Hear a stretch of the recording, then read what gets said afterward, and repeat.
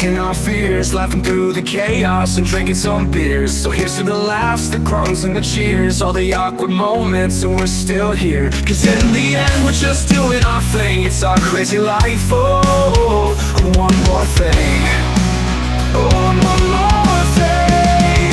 Oh! Welcome to Oh and One More Thing, a podcast where two longtime friends try to figure out what the heck is going on with this crazy thing called middle age. It's a mix of stories of how we navigate our lives and maybe some questionable advice. Some days we're wise, other days we're just trying to remember where the heck we left our phone. So join us as we laugh, groan, and maybe even learn a little something about surviving in the second half of life. Oh, and one more thing.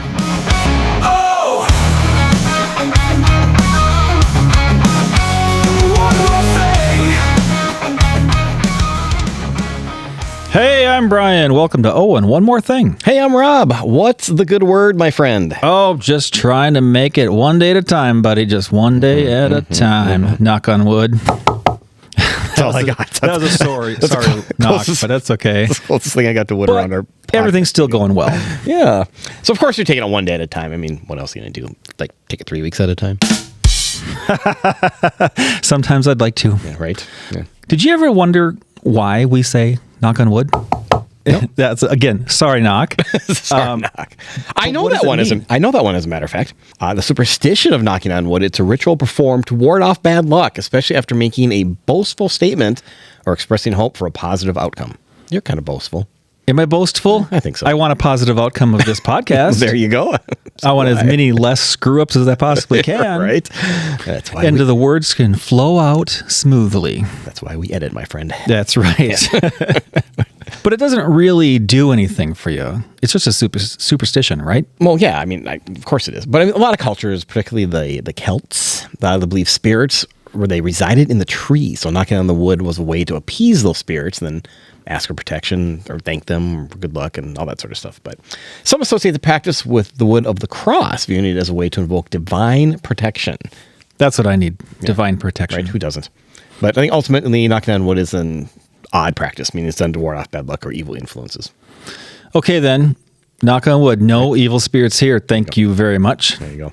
So what about that? Should we talk about superstitions? I think so, yeah. Did you grow up with practicing any superstitions? I don't know if it's a superstition, but I count stairs. You count the stairs? Why is that? Like every time. I don't know. Is there like a number that you have to reach? Or? No, I just count stairs. Like I start like 1, 2, 3. Every time. It doesn't matter where I go, what steps I'm on, how short, how tall. Okay, that's crazy. It's odd, right? So I don't think it's a superstition, though. So I grew up with my grandma would use the term bread and butter. Okay. If two people are walking together and you walk on opposite sides of an object, Okay. you say the words bread and butter to bring your auras back together. And she always did that. Okay. And I to this day, I kind of do it now and then too. And I say it in my head, bread and butter. I've never heard that. Haven't you? No, that's odd. That's kind of like peanut butter and jelly, right? Just like it. 100% just like it. I'm more of a peanut butter and jelly sort of a guy, not a bread and butter. So you'll say peanut butter and jelly to bring your auras back together. Okay.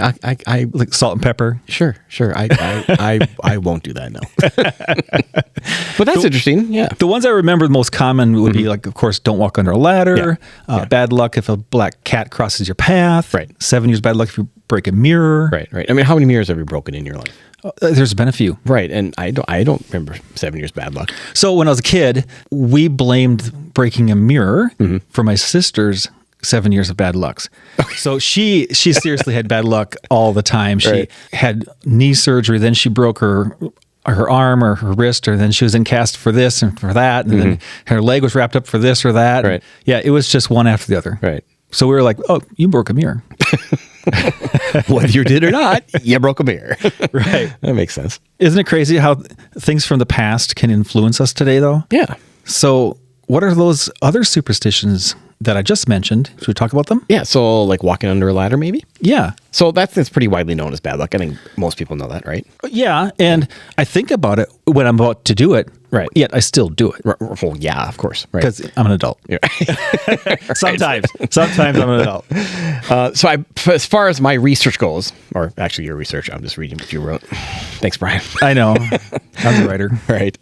So the belief is thought to have originated in ancient Egypt, where the triangular space formed by a ladder and a wall was believed to be a sacred area inhabited by spirits, which to me, overview makes sense because pyramids, triangles, right? That makes sense. Like the all-knowing eye. Right. Yeah, the eye. A Right? triangle. Yeah, that's a very Egyptian thing. So disturbing these spirits by walking under the ladder was believed to incur the wrath and bring misfortune. Ooh. I know, right? Okay, I got shivers down my spine just right there, just at that moment. Okay, but wait, there's more. Oh, no. Yeah, so in medieval times, the superstition evolved with ladders being associated with gallows. Walking under a ladder was seen as tempting fate and inviting one's own death by hanging. This is getting creepy. Right? Yeah. I just watched Braveheart. Oh, you did? Yeah, Okay. and there's a lot of hanging in that movie. I don't remember. It's been a long time. It's like the first scene in the movie, they hang like 15. I do remember at the end of the movie when they pull all his innards out. Right. Yeah. Yeah. Right. Yeah. So I don't know. Spoiler alert, he dies. I don't know why I thought about that, but just gallows and hangings. Anyway, so while some form of this belief still exists, it's also recognized that walking under a ladder can be an unsafe practice, as it increases the risk of being hit by falling objects or the ladder itself. Yep, makes sense. Mm-hmm. Yep. What about the other two, black cats and breaking mirrors? Okay, so the black cat one, cats bring bad luck, particularly if it crosses the path. That one has its roots in folklore and historical events. So the superstition is particularly strong in Western cultures. Of course, Western. Because we're weird like that. And it's often associated with witchcraft and evil. Yes. Yep. But the association of black cats with bad luck is not universal. Some cultures view it as symbols of good fortune. Okay. Yeah. And the mirror thing, that's 7 years bad luck. So the belief stems from ancient times when mirrors were considered to be reflective of one's soul. Yeah, I've heard that. I've heard that, yeah. Yeah. And breaking one was thought to shatter the soul, leading to misfortune. So the 7 years part, that was from the Romans by their belief in the concept of bodily renewal every 7 years or so. So breaking the mirror, a reflection of the self, was believed to bring 7 years bad luck until the body renewed itself, which... So the body renews itself. That's their belief. Well, it makes... Back in medieval times, it was tough to get past the age of 7, so that kind of makes sense. Well, of course, we know that cells regenerate. I get that. But that's interesting that was their belief, that a whole new body every 7 years. Yeah, right. So, wow, that's a lot to take in. I certainly didn't learn that in school. No. I never tell you I had a black cat once. You had a black cat? I had a black cat once. Yeah. Crossed my path all the time. And? Like on a daily basis. I'm still here today. You are. No bad luck. Yeah, no bad luck. I had a black and white cat. Oh, okay. Yeah. Okay. So you had half bad luck, like 3.5 Only years. 3.5 years of bad luck. Right. That's about how long you lived. Yeah, pretty much. So before we go too much further about superstitions, let's hear from our favorite sponsor, Spring Green. Yeah, Spring Green's our only sponsor. Well, of course, they're my favorite, obviously. Right, mine too. So, but we're going to change things up a little bit. So our longtime listeners, thank you for listening. We're going to do a Spring Green Minute. So we're going to talk about... what's a Spring Green Minute? Well, yeah, we're going to talk about that. So I think it would be good to shoot out some free advice to our loyal listeners of, lawn care. I think, instead of just doing the same thing over and over and over. Let's give out some tips. So today we're going to talk a little bit about watering. Okay. When am I supposed to water? So here is the deal. So for a pristine, beautiful, perfect lawn, you want about 1 inch of water per week on your lawn, including rainfall. So this year in Minnesota, we've gotten a crap ton of rain. So pretty much zero watering was needed this year. Now That's good. Last 2 years we had a drought. So that's where you don't want to do the whole inch a week sort of thing. Is that why my grass was brown and crunchy? Yes. So it goes dormant because it just gets hot and dry. It doesn't know what to do. It's not dead. It just kind of just pauses itself to say, help me. That's what my thirsty. grass sounds like. And then once we get cool temps, we get some rain, it pops right back. So very normal. The thing that probably comes up the most is folks with irrigation systems. People with irrigation systems overwater the heck out of their yards. Is that because they're on a timer and they just keep going without regard to... Don't think about it. Or the irrigation guys, love you guys, you're great, but they don't know a thing about turf and lawn care. So they just set it up to run however long for every other day, blah, blah, blah. So if you have an irrigation system, here is your tip of the week. Take a tuna can, put it out in your yard, run your system, and see how much water gets in there. That'll determine how much you want to water. Also, switch your system to run every 4th day, not every other day. Okay. And you're saying, gee, Rob, why? Gee, Rob, why? Well, let me tell you. Because watering longer, less frequently, makes a deeper root system, which is healthier for the grass. Whereas you water all the time, it makes a shallow root system, so the grass doesn't have to like stretch to get that water. Right. So there's always water there. So kind of think of your grass as grass is a plant, like any other plant, and if you give it too much water, what happens? The leaves turn yellow. Right. Right. So it'll get thin, it'll turn yellow. And people call us say, you're ruining my yard, or oh my gosh, you're putting too much fertilizer down, blah, blah, blah. No, you have an irrigation system, you're watering all the time. Stop it. Stop watering so watering. much. Yep. So that's your tip. You want about an inch of water a week. Okay. All right. Good. So the spring green was over to my house today. They were? Yeah. Little mosquito control. Oh, nice. How's that working out for you? No mosquitoes. Awesome. Yeah, it's great. Yeah, it's great. Yeah, we do it too. It's love it. Love it. Couldn't hang out in Minnesota outside without it. They're the best. There. So we'll get back to this topic of crazy superstitions from around the world. Yep. So many cultures from around the world have unique and sometimes strange superstitions. Some include the belief of bird droppings are good luck, eating 12 grapes at midnight at New Year's gives prosperity, and the custom of hiding your thumbs when passing a funeral procession. That's crazy. I have lots. Go ahead and finish this section. But I have so many questions. Other superstitions include avoiding certain actions like whistling indoors, trimming fingernails at night, and placing shoes on the table, which is believed to bring bad luck. Okay, we're going to talk about these, right? Because I have questions on every single one of them. I know. They're weird, aren't they? They're weird. Yeah, okay, so in Russia, Turkey, and Italy, it's considered good luck if a bird poops on you or your property. Okay. Similarly, in France, stepping in dog poop, you will let's clarify. With your left foot. Your left foot is considered lucky. What? Okay, no, back up. So what happens if I step in it with my right foot? That's unlucky? As far as I can tell, maybe. Okay. Or it's just gross. Well, both of them are gross and unlucky because ew. And every time I get pooped on by a bird, I think how unlucky. Yeah. Okay, so apparently you're not in any of those countries, Russia, Turkey, or Italy, right? Right. Okay, all right. So the bird pooping thing. Now, I think I remember that if it's your wedding day and you get pooped on by a bird, that's good luck. Is it really? I've heard that somewhere. Okay. I don't know if it's true. Maybe we'll have to fact check that, but... Yeah, but maybe that makes sense with the Russia, Turkey, and Italy thing. It's good luck if a bird poops on you. So that falls in line, I suppose. And it's got to hit something, so if it hits you... Right, that's good. It's good luck. Yeah, I mean, again, we talked about spring green like 30 seconds ago. We step in dog poop all the time. It is not lucky. It smells and it's gross. It is not lucky. It gets in the crevices of your shoes. Right. Right. It's, ew. So in Spain and Portugal, people eat 12 grapes, one after the other, at the stroke of midnight on New Year's Eve, believing it brings prosperity and good luck for the coming year. Okay, this is so funny. For the life of me, I cannot remember what show this is, but my wife and I were just watching a show within the last week where this came up.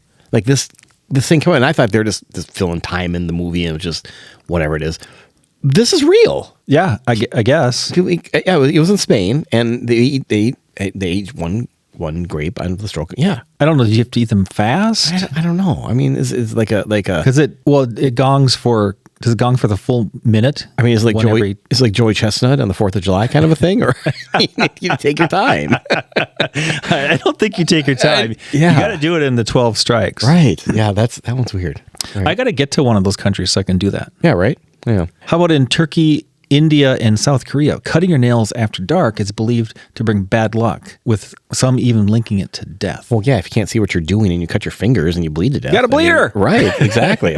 Okay, that's cutting your nails. I always cut my nails before I go to bed. Do you really? Yeah. Interesting. Just because that's when I'm getting... That's when you're grooming yourself? I'm grooming myself before bed? 10 o'clock at night. Right. And they're like, oh, look at those nails are long. Yeah. I should trim those. I should do it like kind of right before my shower, usually. Yeah, I'm not consistent with anything. Come on, Rob. Is that when you're sitting on the couch for 3 hours watching TV and your nails are long and you're picking at them? Holy crap, those are long nails. No wonder that hurts. Fix these suckers.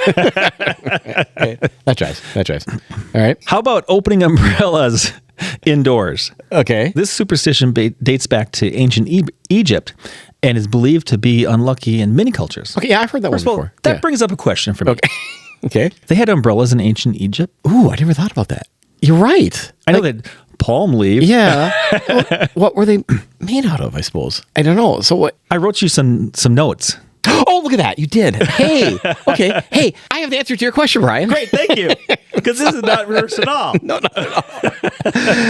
They had umbrellas in ancient Egypt. Okay, so the earliest documented use of umbrellas, primarily as sunshades or parasols, dates back over 4,000 years ago in ancient civilizations like Egypt, Assyria, Greece, and China. The concept of a portable, foldable umbrella, as we know today, is credited to Jean Marousse, a Parisian merchant who invented the broken umbrella in 1705. This design is similar to modern umbrellas, featured a foldable canopy with metal branches connected to a central mast.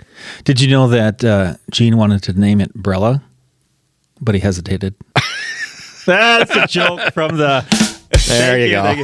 That's from the Dad Jokes podcast. I had to say it again. I love that one. That was a long time ago. We should listen to that again sometime. Yeah. No, I guess that makes sense. You know, they had to shade themselves from all the hot sun in Egypt. Yeah, so here I thought umbrellas just came from Target. Didn't realize Amazon. They come from Amazon. Didn't realize it went back 4,000 years. So all the umbrellas come from the back of my car for some reason. It's like there's true. You reach back and like, oh, here's an umbrella.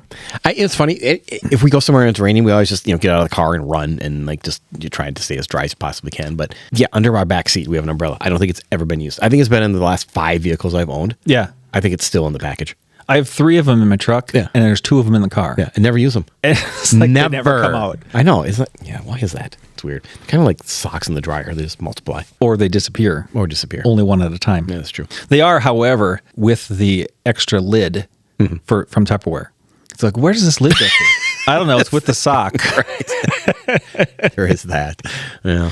We here's how anal I am. We actually made a drawer, our Tupperware drawer, right? But we bought little pull-out drawers and dividers for all of our lids because I got tired of losing lids. Tired of looking for them and sifting through. It was horrible.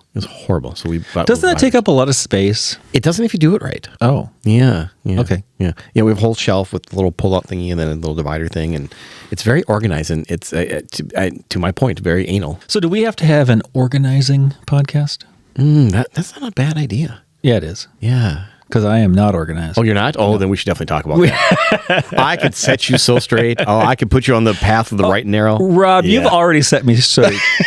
All right. Okay, how about this one? Placing shoes on the table. Is that bad? Let's see. Yes. Why? In the UK and the US and Ireland, this is considered extremely bad, unlucky, and associated with death. Oh.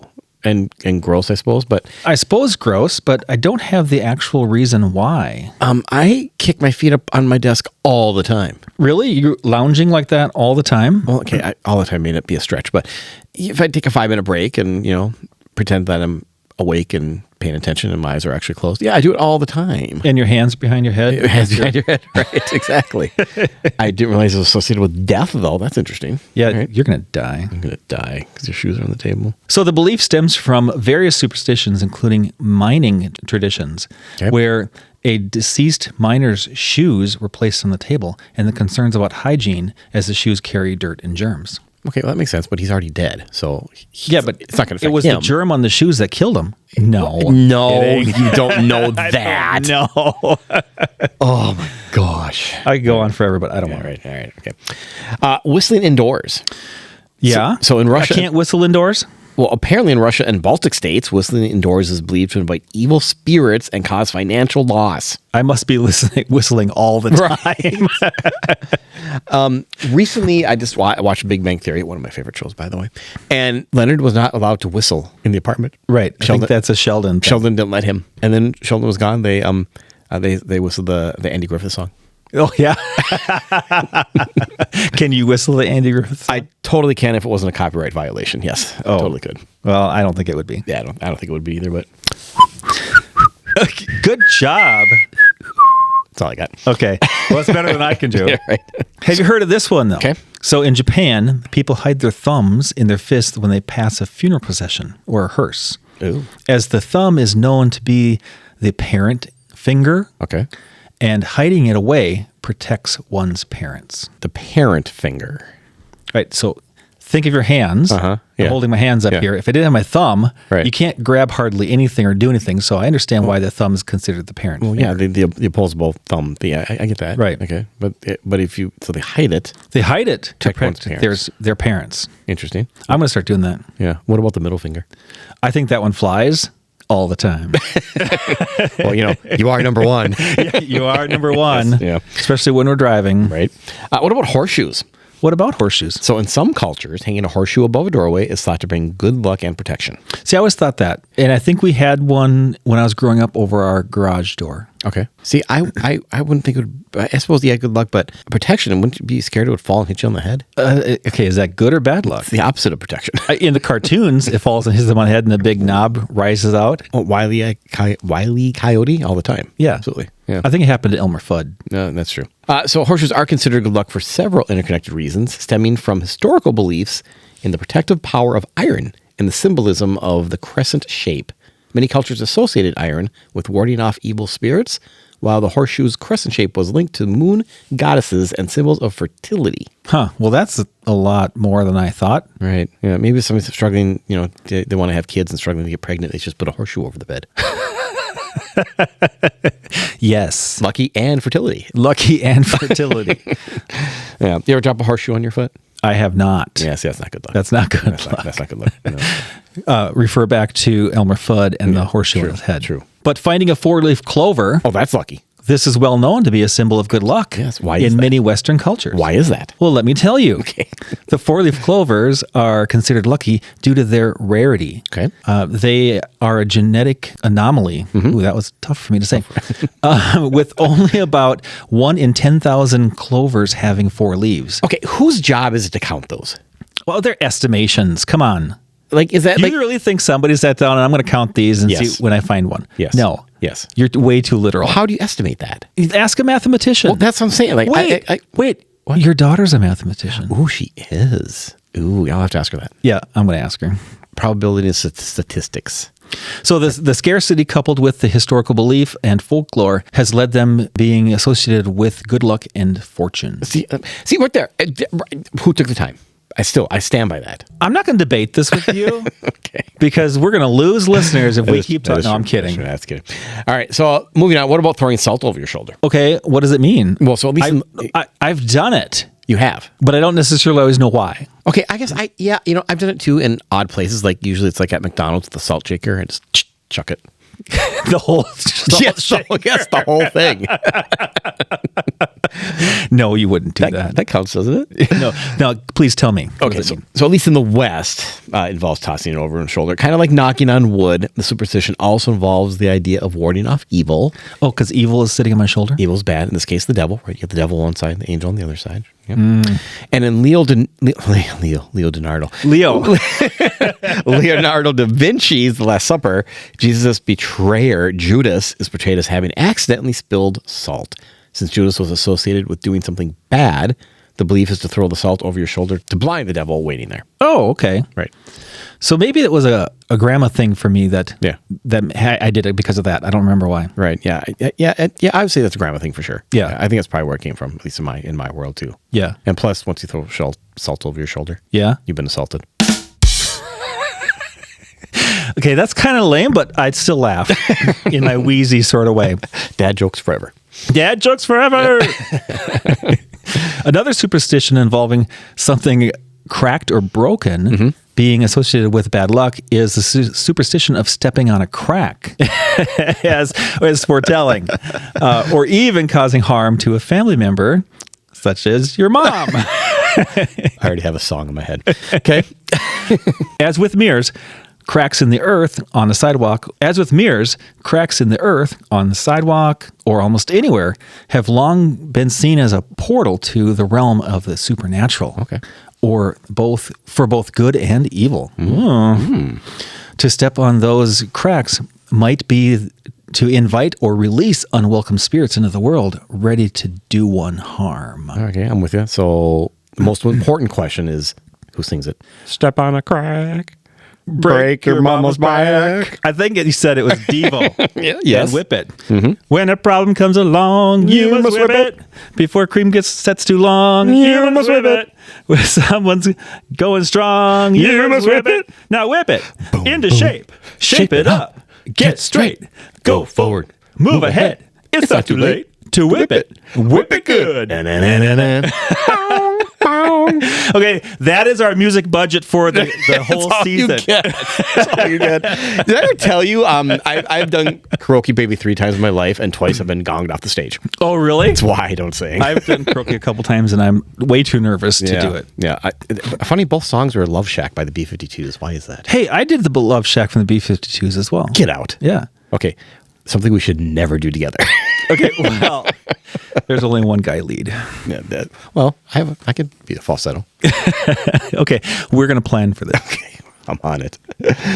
All right. How about lucky pennies? What about lucky pennies? Well, the idea that find a penny, pick it up, and all the day you'll have good luck. Would bring you good luck. Also originates in folk beliefs. In this case, based on the idea that metal, regarded by many ancient cultures as quite valuable, was sent by the gods to protect those whom they favored. Pennies being made from metal, find them and you'll have good fortune. But be careful. Some say the luck could break either way, and that if you find a penny tails up, you should turn it over and leave it for the next person, or you'll actually have bad luck. Have you ever done that? Okay, well, I didn't know the last part. I did know the last part. I did not. But yes, I've found pennies and nickels and dimes and quarters, and I always pick them up. And you always say, see a penny, pick it up, all day long and have good luck? What movie is that from? I don't know. That's from Greece. Is it? Pinky. Oh, yeah. I remember that. Find a penny, pick it up, and all the day you'll have good luck. And he hands it to Kinnicky, who's getting ready to drive the car. And then he bumps his head. He bumps his head, and then John Travolta steps in. So really, tails was up. It must have been. And I've actually gone and turned pennies over and walked away. Really? I know. It's like weird grandma stuff happening over here. That is weird. Yeah. Okay, so now I'm going to have to go back and watch Grease again and pause at the scene and see which way the penny's facing when she picks it up. Because that would make a lot of sense if they were that detailed. Right. I like it. I'm curious now. I like it. All right, another one I've been kind of curious about is the rabbit's foot. Oh, yeah, the rabbit's foot. Yeah, because I think it's kind of gross. It is gross. Right? Carrying around this animal's dried up leg. Yeah, so why is that a thing, right? I don't know, but I had it when I was a kid. Everybody had one when they were a kid. You got them at the fair. Yes, absolutely. Thank God they were fake. But so I didn't know they had claws on them. Oh, some did. You're right. Yeah. Yeah. I mean, look at all those poor rabbits without any feet. Ew. Little stumpies hopping around. Little stumpies. All right. So why is that? Well, so the superstition surrounding it stems from various beliefs, including the association with fertility, shocker, another fertility one, cunning, and protection from the evil eye. Oh, yeah. The evil eye. Let's cut off a foot. Right, exactly. But gamblers and risk takers, it's kind of with them too. But so the fertility thing, I think to me that's kind of obvious because rabbits, like, like rabbits, I mean, they just make bunnies out of like nowhere, like every week. Sure. Well, I don't think weekly, but... Okay, do you have rabbits at your house? Yes. Yeah, we have rabbits at our today. house. Yeah, they're everywhere, and they attack all of our plants, and it's very irritating, and they just keep coming and coming and coming. They live under my shed. Yeah, they live. Yeah. So it's funny. We have these dogwoods out back, right? And we've had them there for 3 years, and we also have the deer were coming to eat them. Like, they just would be growing great. All of a sudden, we wake up the next day and there's nothing there. So, and they ate them. So that's what we thought, right? Yeah. Okay. So for years we're blaming the deer. Guess what? It's not the deer. Put up a camera. Oh no! It's the effing little rabbits. And they ate them. They ate them. Shoots. So I watch this little rabbit hop around, cute little bunny, hop, hop, hop, gets up like on his hind legs, and that sucker went from tiny little rabbit till he was like 6 feet tall. Stretches up and he starts chewing the top of the thing and just rips it down and starts gnawing away at it. I'm like, you little turd bucket. Uh-oh. It's the rabbit. I've been blaming the poor little Bambies this whole time, and it was a stupid little rabbit. It was Thumper. Not a fan. So anyway, that's the rabbit, my rabbit story. But also some other kind of symbolism. So cunning, right? Yeah. And then protection from the evil eye we talked about. And apparently some Celtic and African American traditions, some hoodoo practices where the rabbit's foot is used in various ceremonies. Oh. And apparently The left hind leg of a rabbit is often considered the most lucky, particularly if killed under a full moon. No, come on. Now you're making that stuff up. I'm reading what the Google machine says. Wow, that's really kind of crazy. Yeah. But today, rabbit's foots are often sold as keychains with the charm, often dyed in a bright color. So yeah, it's still kind of gross. yeah, still kind of gross. But a lot of people think that that's kind of fading because we're all granola hippies and can't Right. It's probably not very kosher. Yeah. Anyway, so that's rabbit foot. How about the unlucky 13? Why is 13 so unlucky? I don't know. Why is it? Well, let me tell you. The number 13 is widely considered unlucky in many Western cultures due to the combination of historical and religious factors. Okay. Which kind of makes sense, right? Yeah. One prominent reason is the association with the Last Supper, where Judas, the apostle, who betrayed Jesus, was the 13th guest at the table. Mm-hmm. Yep. Okay, so that I understand that. With you. And along with some other cultures, myths, it all contributes to the perception of 13 as being unlucky. Okay, I gotcha. And there's no 13th floor in some office building. That is true. And there's a lot of hotels that don't have a 13 room. Yep. Yeah. So there's that superstition lives on. It does. What would be the luckiest number then? Well, that would be 7. Well, there you go, right? Why is that the luck? Why did I just shoot out 7 right away? Right? 7 come 11. Let's shoot some craps. There you go. I still don't get that game. Come on. It's not hard. So why is it lucky number 7? So due to a frequent appearance in, again, religious texts, cultural traditions, and even brain function. It's associated with the concepts of perfection, completion, and spiritual significance in various contexts. So in the Bible, God creates the world in 6 days and rests on the 7th, symbolizing completion and rest. Okay, I get that. There are also 7 heavens in Judaism and Islam. Oh, there are? There are. And some more religion. 7 appears in Hinduism with 7 chakras, and in Islam with the pilgrimage to Mecca involving 7 circuits around the Kaaba. Wow, 7 really is a popular number. It is. Also 7 days of the week, 7 wonders of the world, 7 colors of the rainbow. You could go on and on. But studies suggest that the brain may be wired to process information in groups of 7. So according to Newcastle University, making it a number that is easily remembered and recalled. Okay. I get it. It's also math. It's a prime number, and it just some people have the ability just 7 just naturally to remember it. So that's why. That's crazy. Yeah, crazy, right? All right, that's a lot. I think that's good for today, don't you think? I think we covered a lot of different superstitions and topics here. Yeah, I do too. I think we shed some light on these because, from what I did when I was a kid to, wow, maybe that's why I still do it today. Kind of crazy. Mm-hmm. And I learned something, and I had some fun. What? I'm going to start eating grapes at midnight on New Year's Eve. Right? While rolling a 7.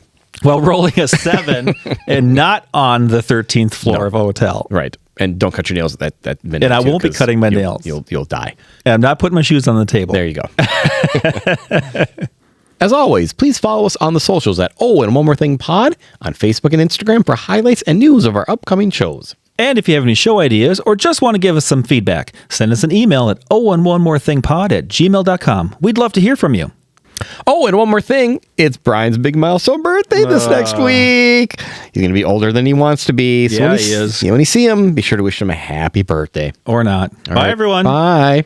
If I could turn back time, I could find a